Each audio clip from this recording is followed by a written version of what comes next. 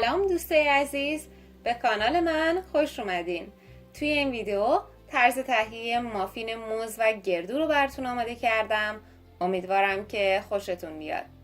مواد لازم: موز رسیده 2 عدد، گردو خرد شده 1/2 پیمانه، آرد 1 پیمانه، شکر قهوه‌ای 2/3 پیمانه، کره 1/4 پیمانه، تخم مرغ 1 عدد، پودر دارچین 1/2 قاشق چایخوری و بیکینگ پودر 1 قاشق چایخوری.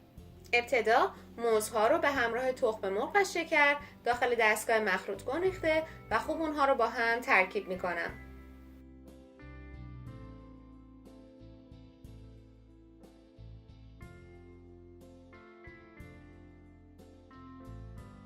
حالا این سس به دست اومده رو داخل یک کاسه میریزم و کره، پودر دارچین، بیکینگ پودر و آرد رو به اون اضافه میکنم و مواد رو خوب با هم مخلوط میکنم.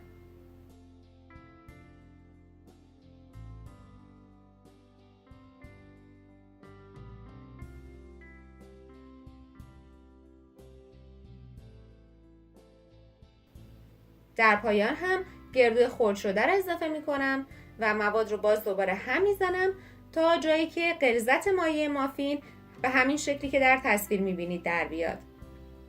مقداری از گردو خرد شده رو هم من نگه میدارم تا برای تزیین مافین از اون استفاده کنم. داخل قالب مافینم کپسول گذاشتم و 2/3 هر کپسول رو از مایع مافین پر میکنم.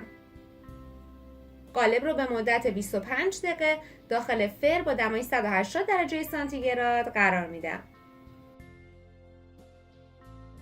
همونطور که ملاحظه میکنید مافین های خوش عطر و خوشمزه ما آماده سرو هستن. امیدوارم که حتما این مافین رو درست کنید و از خوردن اون لذت ببرید. همچنین خوشحال میشم که این ویدیو رو لایک کنید، با دیگران به اشتراک بذارید و برای دریافت ویدیوهای با کیفیت سابسکرایب کرده و عضو کانال بشید.